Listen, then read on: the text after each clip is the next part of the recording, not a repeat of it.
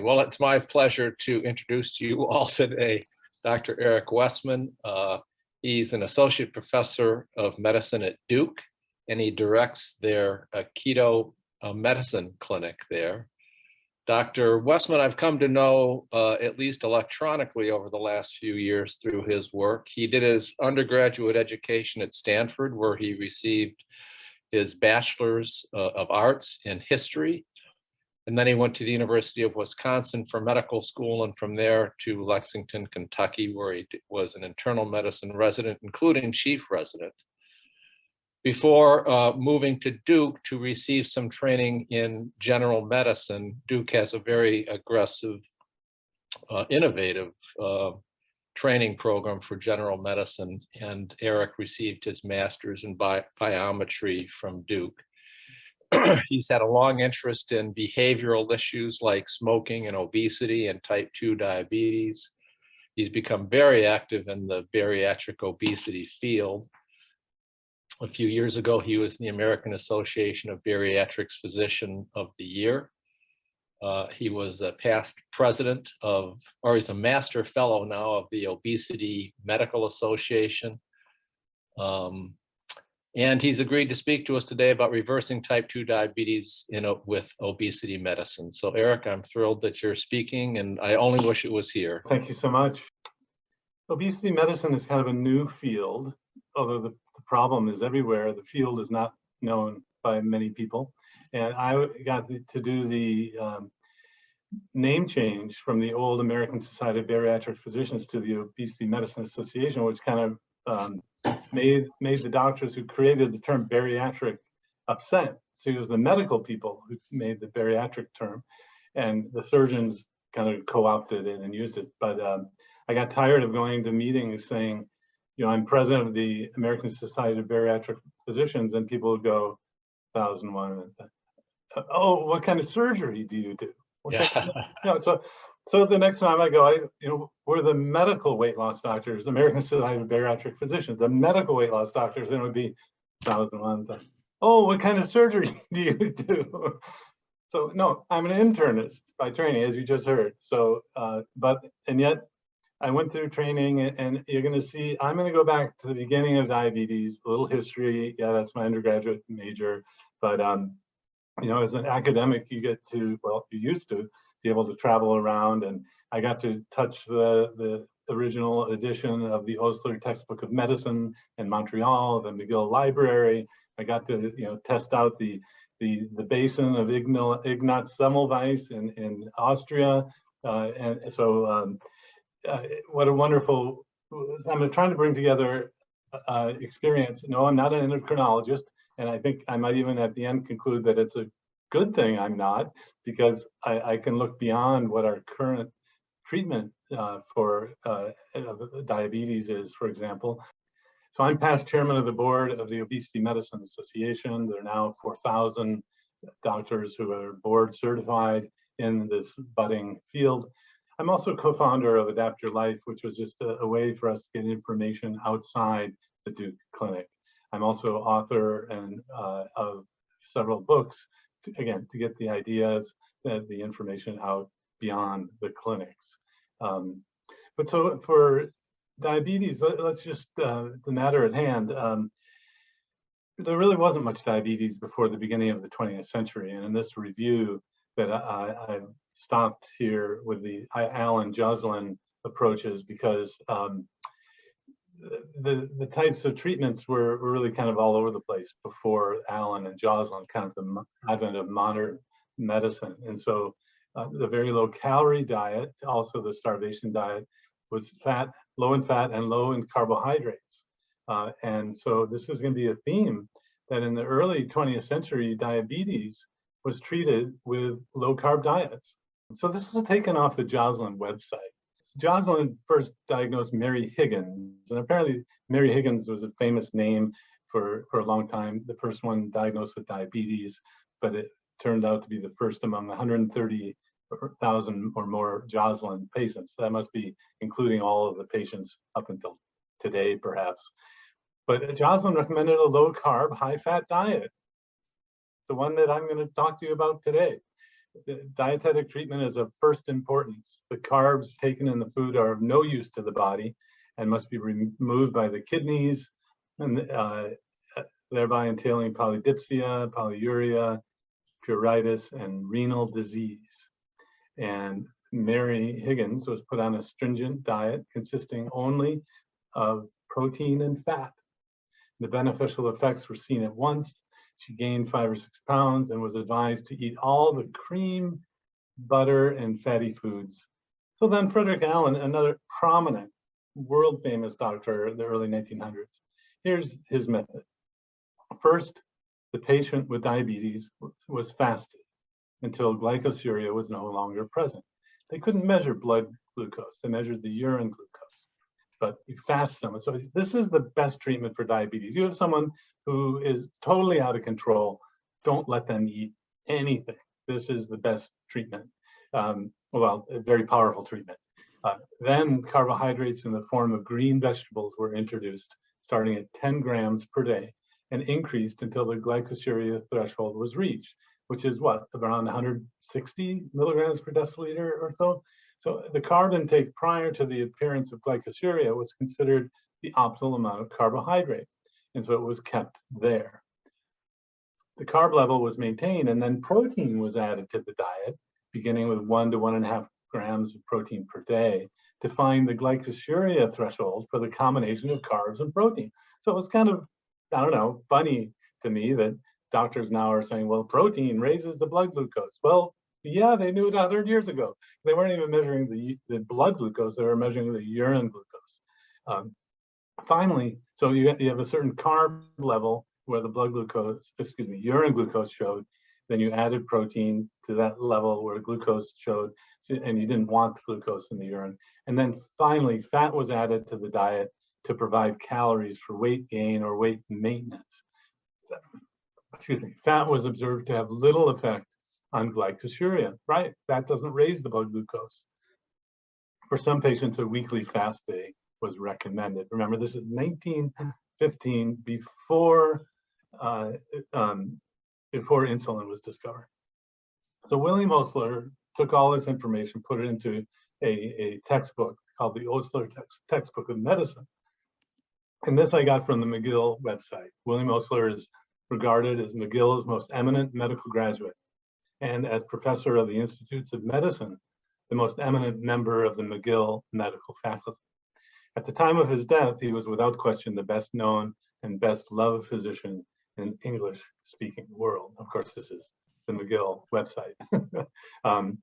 Actually, the Osler Library says it this way. So his magnum opus, The Principles and Practice of Medicine, first published in 1892, was translated into French, German, Spanish, and Chinese, and many, many generations of doctors grew up with this popular textbook, and it became the Bible of medical men.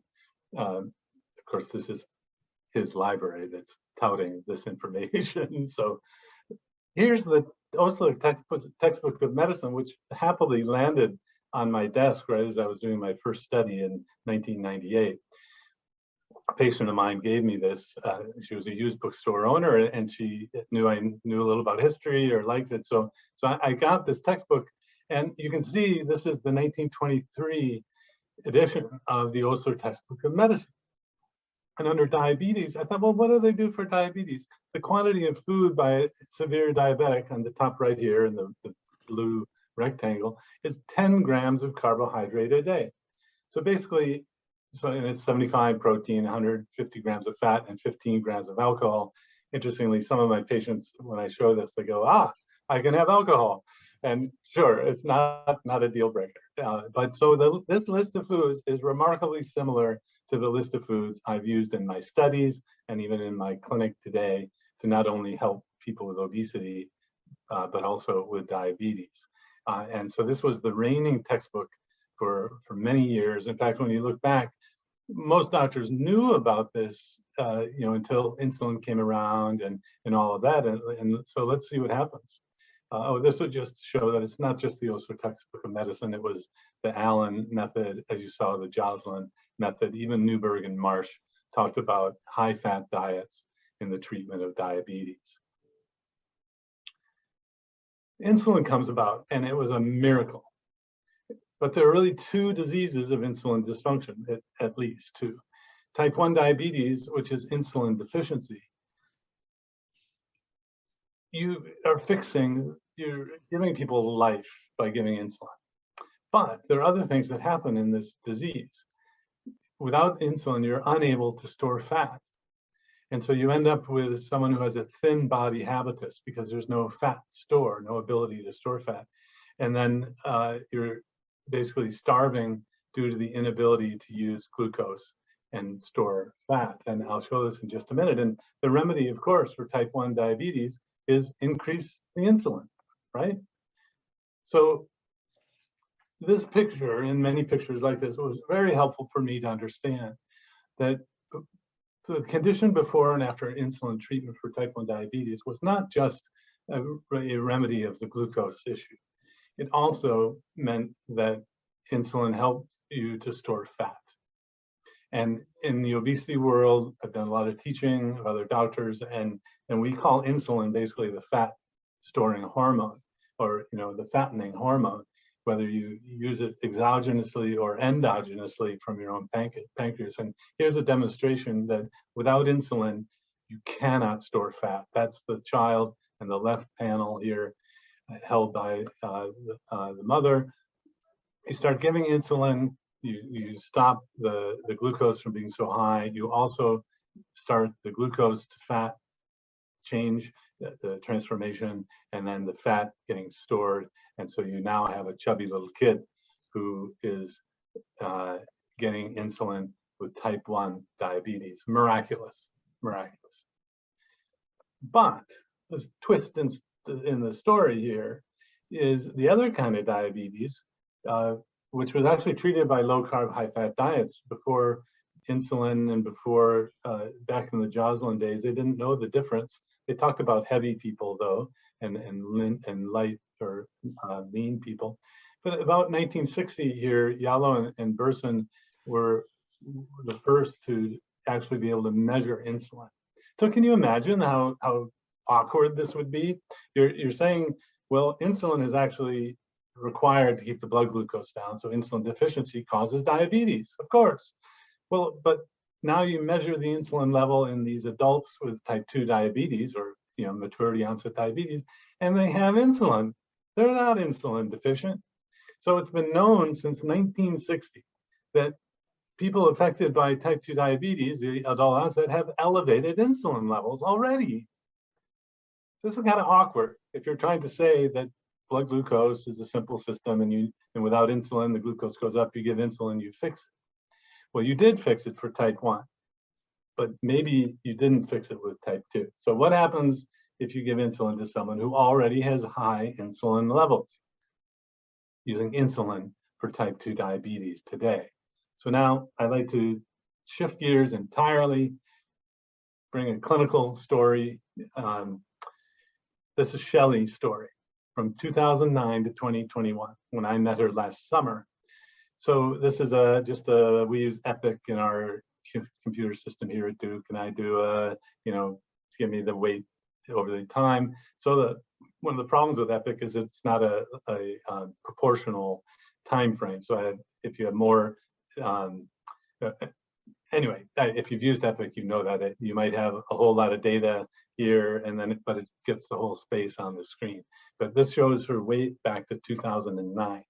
And so she weighed 350 pounds, and she's about, 5'2" or so. And she was put on insulin, diagnosed with diabetes there. I went back to the chart and found all the details here at a relatively good academic research institution, teaching institution. And she was started on insulin then because the blood glucose came up, and she was titrated over the next 12 years to an insulin level of 600 per day. How do you accomplish that? Well, with Toujeo. And so she ended up with 6.5 A1C, which you would say at goal, check. And she was sent to me. I talked to her. She said, yes, she wanted to lose weight. I said, did you know you didn't have to have diabetes? She said, no one ever told me that. I said, well, why don't you do this program? And she said, no, it's too much. I'm not going to do it. So we start a pilot program where we send people food. This is lightly expired keto foods, basically meats and some veggies and some pork rinds and some sugar-free Jello on Saturday. So I call her up the next week and say, Shelly, we have this new program. Would you let us send you food on Saturdays? And we'll teach you for 8 weeks. This will be all of your food consumption, and it will reverse your diabetes possibly. And she said, okay, I'll do it. But what's great about this, she didn't really want to do it. She was kind of scared off about it. And I've gotten pretty good at selling the program in different ways, saying, hey, did you know you could reverse the diabetes?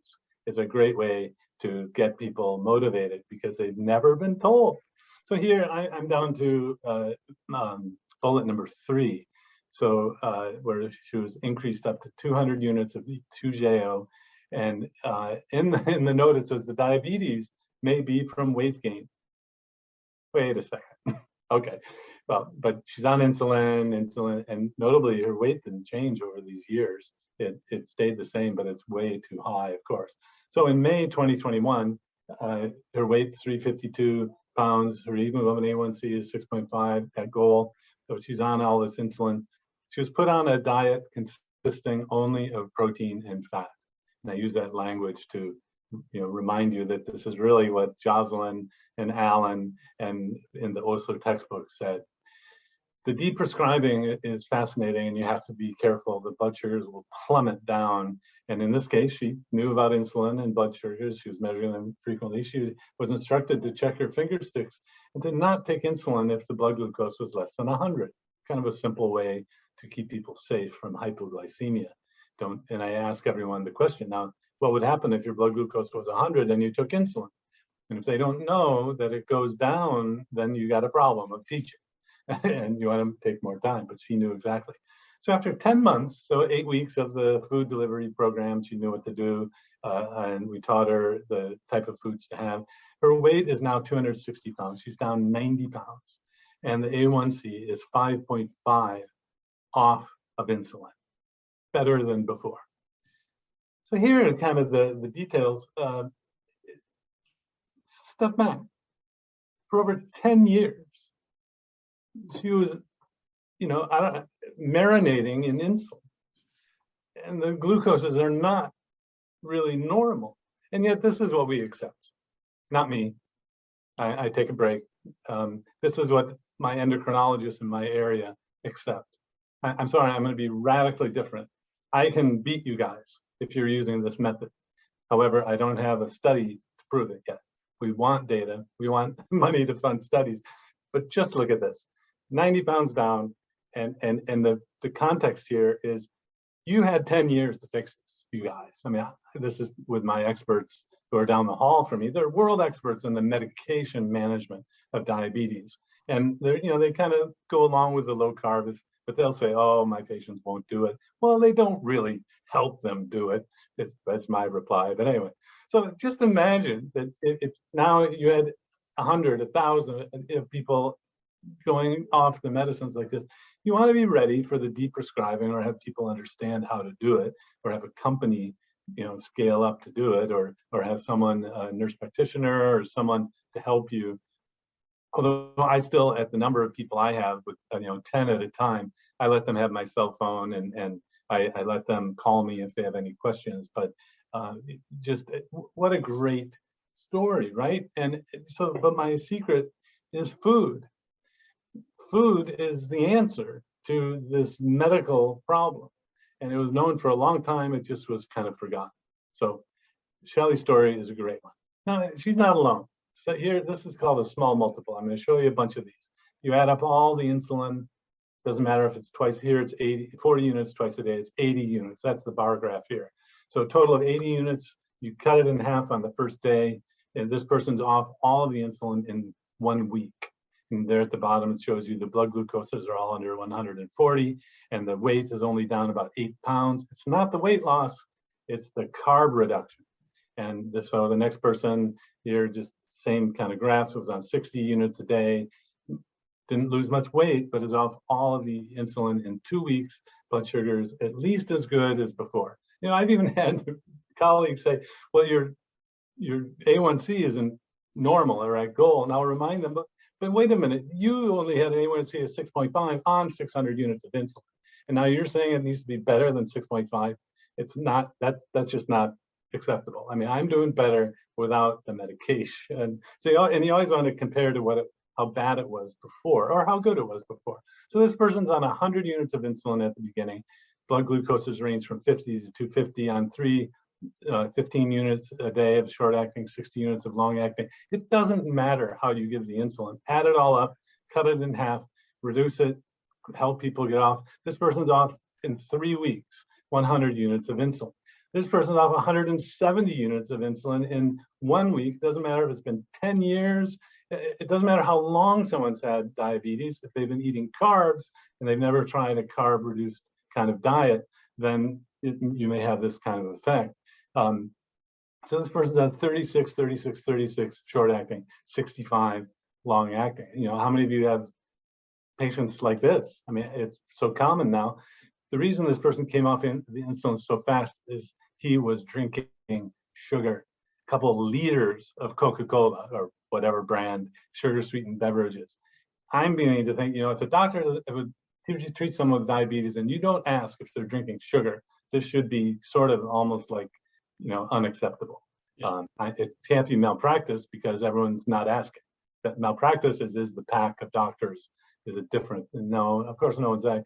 This one's kind of my 25 years of insulin, not just having diabetes.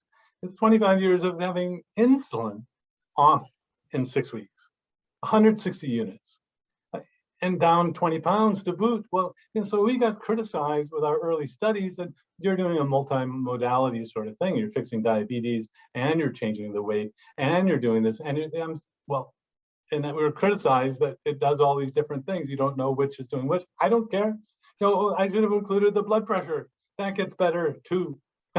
So I just wanted to show over and over, this is replicable. Of course, if someone's following the plan, and you might even send the food on the weekends for 8 weeks to teach someone how to do it.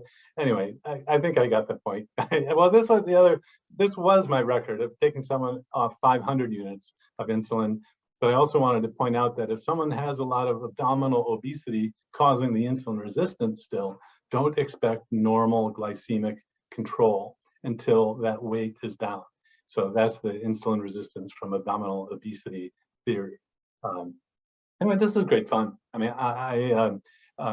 there are patients who come off insulin, they no longer have diabetes, they're not even checking their blood glucose anymore.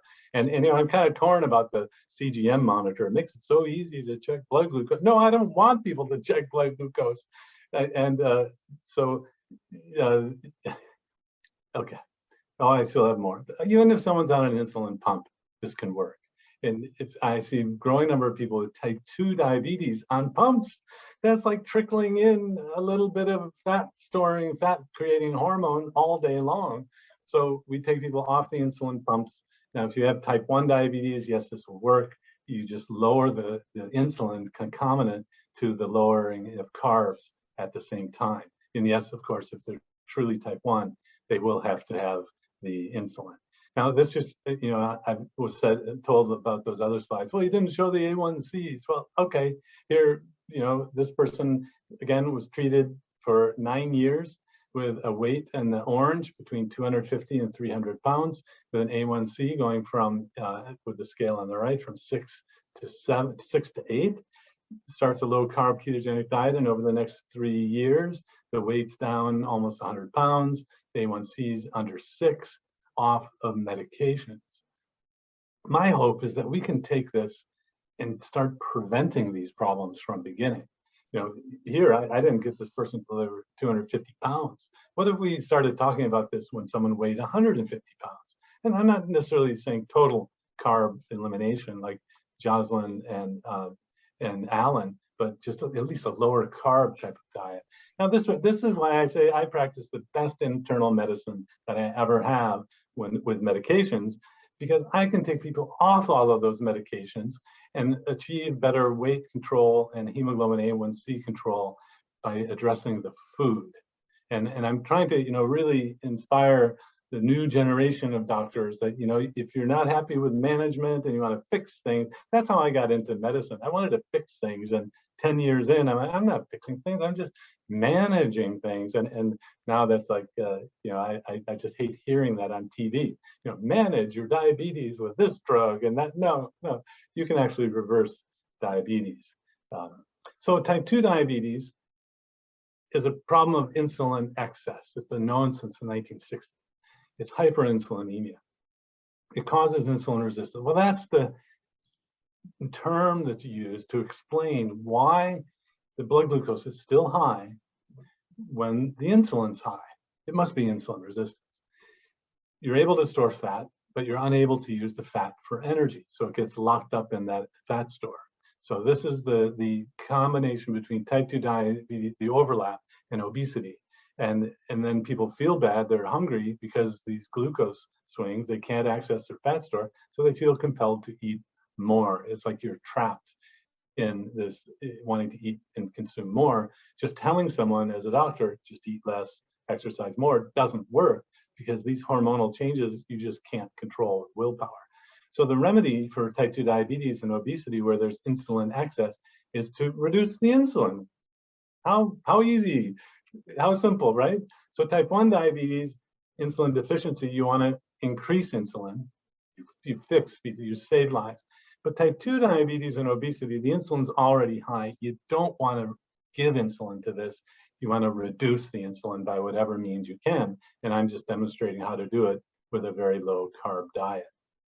So this led me to, the question of, well, how much dietary carbohydrate is needed to raise the blood glucose and insulin, right? How low do you really have to go? Maybe, of course, the old method fixed diabetes, best we knew then, and how low do you really have to go? Well, this is while this is taught as basic physiology, that carbohydrates raise blood glucose, the comparison between other types of food and the idea that someone wouldn't eat carbs really wasn't worked out until the early 2000s. So this study in 2003 showed on the left the blood glucose rise when you have carb-containing meals, and then the insulin rise correspondingly on the right panel when you have carb-containing meals. So the glucose goes up, the body doesn't like the glucose to be elevated, sends out insulin to lower the blood glucose, but in that solid circle panel, if there's no carb in the meal, there's no rise in the glucose, and there's barely an increase in insulin. And that's because protein does stimulate the insulin secretion. Insulin actually has another role other than lowering glucose levels. It actually helps amino acids get into the cells as well. It's a growth kind of hormone as well. Replicated in another kind of paradigm, if you gave glucose to people even on low carb diets on the left panels, the glucose on the top, the insulin on the left bottom goes up even on a low carb diet if you give glucose. But on the right, the diet specific glucose tolerance test here, in red, the very low carb diet in this study didn't cause, there were no carbs in the meal, it doesn't cause a rise in glucose or insulin after the meal, and the yellow and the green lines show you what happens after you eat meals with carbs. So of course, if you give people an oral glucose tolerance test when they haven't been eating carbs, it might even look worse because they're not used to having to respond to a glucose elevation. So the more appropriate test is on the right side here, where if you give a low carb diet to someone eating a low carb diet, it doesn't raise the glucose and insulin. Just a recapitulation of the study before. It's really just basic physiology. Now, if there was one study to recommend to get started in this area to learn about it, I would recommend this one for low carb diets and diabetes. It was by Gunther Boden in Philadelphia in the Annals of Internal Medicine, 2005. This was putting people with diabetes into a research ward where they knew exactly what they were eating. The control group really meant they were eating their ad lib home diet, and then the solid circles means it's the low carb duration of that study. So it was a within subjects kind of study. And it gives some of the hormonal changes that you would expect to see today after years of doing studies of this. But it was really important for me to see a couple things. One, that if you put someone on a research ward and you just say eat as much as you want of foods but no carbs, they automatically ate less. Of course, this is what we saw in our clinical trials that I'm not talking about, but it really hammered out our clinical trials have the limitation that we send people home and we ask people what they're eating. This trial showed exactly what they were eating because they were hospitalized on a research ward. But so the low carb diet compared to their other diet had lower glucose and lower insulin, even in people with diabetes. Well, so a very small amount of carbs can raise the blood glucose. And I'm more of a lumper than a splitter. When I teach someone, I keep all the carbs together. I don't worry about glucose and fructose differences because that just confuses people. And when people say fructose, they just think fruit, and there's sucrose and fruit. So sucrose, of course, is a combination of glucose and fructose. That's too much for the average patient and to learn, and most doctors haven't been trained in nutrition, so it's even a lot for doctors to understand. But so how much glucose is in the bloodstream? Let's say we're just thinking about, well, food has carbs, raises the blood glucose, and a little bit raises it. Why would this be? Maybe there's a quantitative explanation for this. Maybe it's not just mystery, right?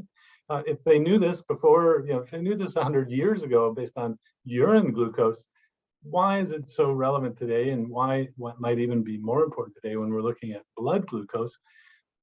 Let's say normal blood glucose is 100 milligrams per deciliter. That's the units when someone checks, right, is milligrams per deciliter or millimole per liter. Assume an adult has 5 liters of blood. This is about right. So that means smaller people have less blood. Children have much less blood. But you can take this concentration, it's really just a concentration in the blood, and multiply it out. And using math that's now at the level of my children's middle school, you can multiply milligrams and deciliter, 10 deciliters per liter, 1 gram per, and there's 1,000 milligrams. You cancel out milligrams and deciliters, and you end up with grams. There's 5 grams of glucose in the entire human bloodstream. What does that mean? Well, that's a teaspoon of sugar in the entire human bloodstream. So we're talking about a system that doesn't have much sugar in it. Okay, why does that matter? Well, many people are raising their insulin levels to make sure that glucose or sugar, and I'm going to say sugar just for widespread teaching, keeps the glucose low. But the other method perhaps would be to cut the amount of sugar in the food. And I wanted to explain that the change in blood glucose going from normal to diabetes is 1.25 grams. 1.25 grams going around in the bloodstream takes someone from a diagnosis of normal to diabetes. That's all. That's not very much. Well, is it very much? Well, let's see what's in food. Well, so a large banana, have you recommended banana lately because it has potassium? Has 4.25 teaspoons of sugar. So, that 5 grams per teaspoon, or I think Dr. Unwin in this graphic used 4, but actually, so there are 30 grams of carbs in a banana. So I have lots of other things to recommend to get potassium from, not bananas in my practice.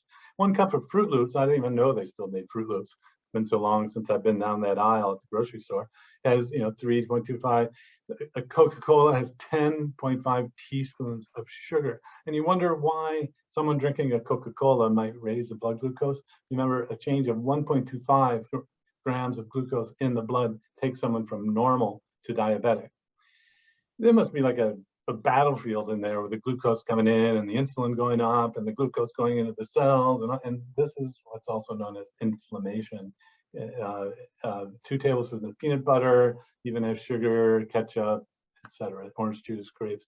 So this is why one fell swoop when I teach this, I say, no, you can't have any of that. That's just too high in sugar.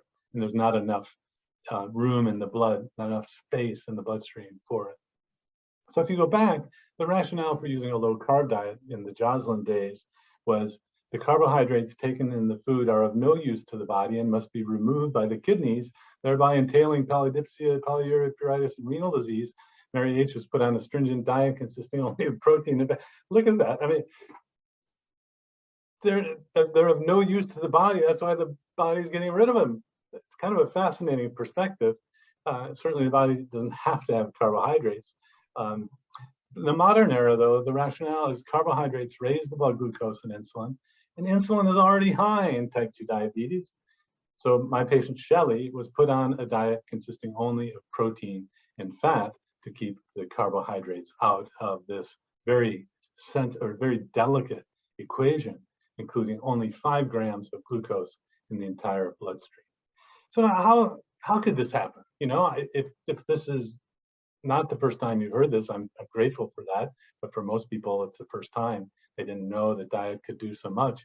But if you look back to that Kazrai history article, it was in the 1940s when the American Diabetes Association recommended a carb content of 40%. And I tracked back to try to find studies to support this, and they're not there.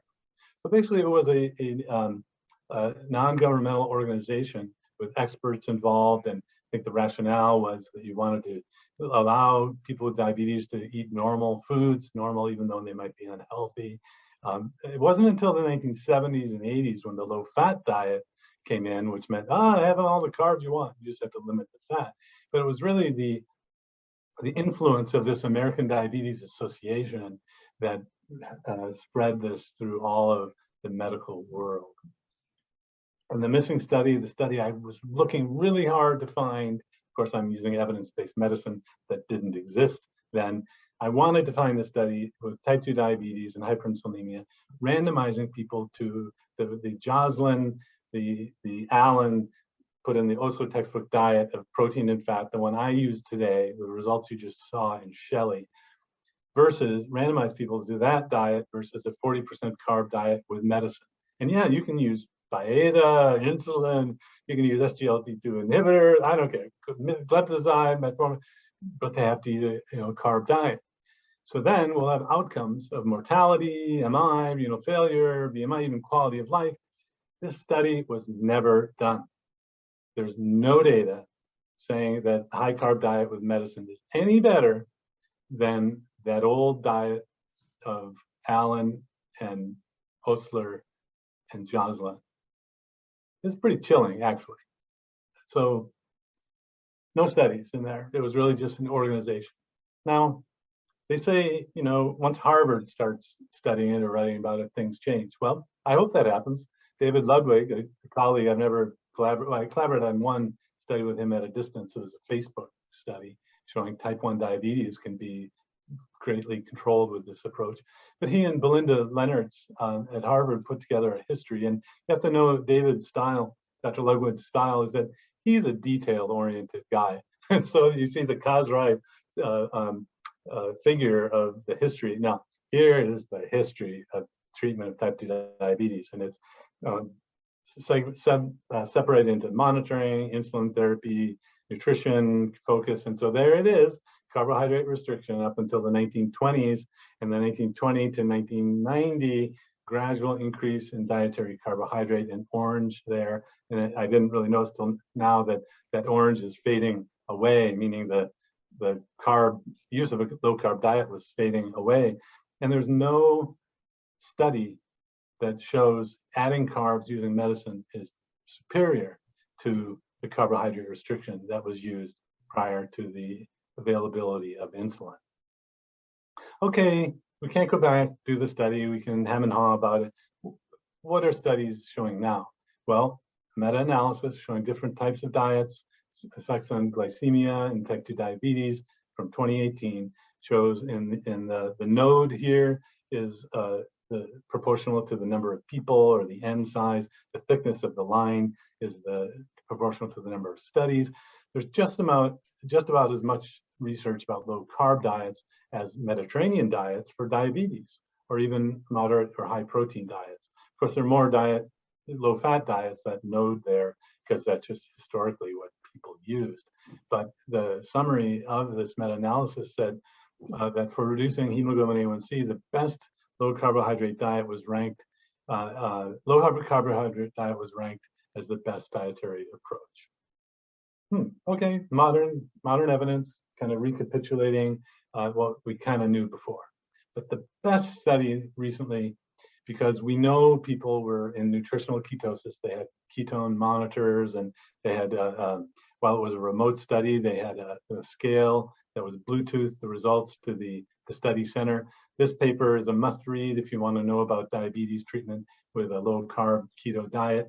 At 262 people, the ketogenic diet was taught through the classes or web-based program, and they basically demonstrated nutritional ketosis, which to me means they weren't eating carbohydrates. It's a great demonstration of that. Also, if the triglyceride goes down, that's a pretty good proxy for someone not eating carbohydrates anymore. And so the hemoglobin A1C reduced from 7.6 to 6.3, even across hundreds of people. Body weight went down 14 kilograms, and insulin therapy was reduced or eliminated in 94% of the 78 subjects. Pretty amazing. Now, they've published their work out to 2 years and showing similar results. And, you know, I'm pretty honest, if you don't stay to it, it's not going to have the same results. Quick clinical alert, if you're using an SGLT2 inhibitor, and they're all the rage among cardiologists today, we've seen 2 cases of SGLT2 inhibitor-induced ketoacidosis in people with a low-carb diet, and they weren't getting ketoacidosis from the diet. It was the drug when it was added to it. So just be aware of that. These drugs can actually cause diabetic ketoacidosis with a normal blood glucose when people are eating carbohydrates. So be careful. So I'd like to just end with how this all could happen and why people who are very smart in fully funded kinds of programs are missing the boat. It's because what causes the type 2 diabetes? It's the belief system. The belief system about causation determines the treatment. So is it the insulin resistance that causes the hyperinsulinemia? Or is it the hyperinsulinemia that causes the insulin resistance? And this is, you might say, oh, what does it matter? Well, it matters a lot. So the orthodox endocrine perspective, and I am speaking for endocrinologists, I don't mean to, this might not be what you believe, and correct me, I hope to learn that. Insulin resistance causes the hyperinsulinemia, is the orthodox perspective. So the strategy is to treat the insulin resistance. I mean, you get into that cell, something's wrong, and stop the darn insulin resistance. So tactics would include medications. You can have very powerful medications to fix this, and they'll work, but what are the side effects of the medications, right? The consequence is that it doesn't reverse the associated conditions. You don't really fix the end result problems of diabetes. There still is blindness, renal failure, amputations, things like that. So the obesity medicine perspective, or the low carb keto perspective as well, says that it's the hyperinsulinemia that's causing the insulin resistance, actually. And that if you fix the strategies to treat the hyperinsulinemia, by whatever means, the tactics could be nutrition, exercise, medication. And the result of the consequence is it reverses the associated conditions because it's hyperinsulinemia that's causing the insulin resistance. And I kind of just, I watch papers being written, you know, heart failure is caused by insulin resistance, but you got to do a low-fat diet. Well, no, the low-fat diets as they're played out don't fix the hyperinsulin resistance because they don't lower the insulin level as well, or, you know, I guess if you do a very controlled one, but generally used diets don't work like that. So using this idea that all you want to do is lower the insulin level has stimulated someone like Mark Cucuzzella in West Virginia to do a very simple study. They gave out continuous glucose monitors and said, you know, here's diet, here's exercise, here's what we think diet and carbs, the relationship, and we want you to exercise, but we use this continuous glucose monitor. We want to keep it as low, the blood glucose as low as possible, and you're going to get the immediate, almost immediate feedback. And so just on the left panel is the, you know, first class, 2 different people for each row.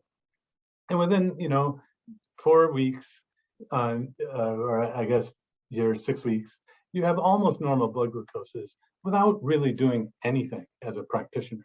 You're just giving people the ability to measure the glucose, and you know, when the watch comes out that measures glucose, you know, I hope you know that, and I hope you let people dial down the carbs, because they're going to find out that it's carbs that cause the blood glucose to go up. But so this was published just, you know, just this year. Mark Cucuzzella with Oser published this paper showing how they can reverse diabetes by just giving out a simple thing like a continuous glucose monitor. Now, if you're waiting for guidelines and organizations to change, sure, all right, we got those too. So Obesity Medicine Association endorses lots of different approaches. We have prescription strength lifestyle, we have prescription drugs, and we have very low calorie diets, which are these programs you purchase. People eat 600 to 800 calories a day of these turnkey full meal replacement kind of products. You might have heard of OptiFast and MetaFast or Robard. They're very effective, but they're kind of expensive and not for everyone. But all of these approaches lower the insulin level and lead to weight loss. And the very low carb diet is represented inside this algorithm. You can download the algorithm at obesityalgorithm.org. And also restricted fat diet, see there on the left is there too. I'm not saying that can't work, but the low carb diet is represented now because that's what the science says. Now, if you want to wait for the American Diabetes Association, that's okay. You know, it's diabetes after all, but the very low carb diet is supported by the American Diabetes Association. And my colleague, Will Yancey, helped to put together the Diabetes Care document in 2019. Now, they're not trumpeting this off their website, mind you, but still they have the ability to say, well, we do support a low carb diet. And if you're practicing like you were taught in residency, you're going to have to get with the program and learn a few things. And even I've updated this table to show that in 2019, the American Diabetes Association does say low carb diets might be okay with monitoring, and so they have that hedge, of course. But we're all on the same team. We're all trying to get normal blood glucoses for our patients. And just this last year, a group of practitioners who are practicing this way got together to make a guideline at the Society of Metabolic Health Practitioners, and you can get access to clinical guidelines for therapeutic carbohydrate restriction, which is the term we came up with to kind of smooth through the Scylla and Charybdis of this can't be for everyone, even though I think it could be, and you need to eat certain things. No, this is so as a therapy. It's safer to say here's our recommendation to reverse diabetes, and there is a national organization, international for that matter, that endorses the low carb diets. Now, the last thing I want to lead on, and is going to keep me into retirement giving talks, I think, is the difference between the old way to look at LDL and total cholesterol and the new way, well, new being around 40 years. Jerry Reven talked about this in 1976. It just never got traction. Now, Jeff Volek at Ohio State has published extensively about the metabolic syndrome. It's not just the cholesterol levels, it's also abdominal obesity, blood glucose, and blood pressure. My takeaway from this is that if you have someone who's obese and they have diabetes, they have hypertension, and you perseverate or focus on the LDL, and that takes up your time in your appointment, you're addressing the wrong thing. You want to address the metabolic syndrome and not perseverate or just focus on the old kind of total LDL cholesterol. And this has been around a long time, just hasn't been emphasized. And no, there isn't a turnaround the association to do randomized trials on metabolic syndrome reduction. It's just kind of happening very slowly clinically. And the reason why I say this is going to keep me in a speaking role is that everything is better in nutritional ketosis. This is from Van Puri, wrote this from the Hallberg paper, the Verta Health study. In a small percentage of people, the LDL goes up. And this is causing a lot of consternation among doctors and people who only know about giving medication to treat cholesterol levels, when we treat it by changing the lifestyle. And so just all the other parameters get better. And if you're going to perseverate on that one thing, we gotta talk about big picture view of these things. I mean, even the carotid intimal thickness didn't change for these people over that 2-year period. So a lot to learn about the causes and multiple causes, contributors to heart disease and atherosclerosis, and all of these other things matter. I think they actually matter more, but that's a talk for another time. So don't just focus on the LDL like so many doctors in my area do. In summary, type 1 diabetes, miracle cure with insulin. Type 2 diabetes, not so fast with insulin. In fact, the relationship with diabetes is that insulin actually helps you store fat. Insulin's already elevated in someone with type 2 diabetes. Giving more insulin doesn't solve the problem, or it might fix the short-term thing, but doesn't fix the long-term problem. So in the big picture view, obesity medicine, when I'm talking about, lifestyle, medication, even surgery, although that's the surgeons, not us, nutritional or medication approaches will lead to immediate improvements in glycemic control. So be careful. This is very powerful. The underlying insulin resistance from the abdominal obesity may still be an ongoing contributor to the type 2 diabetes or the hyperglycemia. So don't expect, meticulous control fast if the weight isn't down. So if the abdominal obesity is contributing to hyperglycemia, then reversal of diabetes may not occur till the abdominal obesity is gone. I said the same thing in a different language. So the Allen, Josler, Osler low-carb diet is the pre-medication, pre-insulin approach to treating type 2 diabetes. And this medication, higher carb diet has never been shown to be superior. Thank you very much.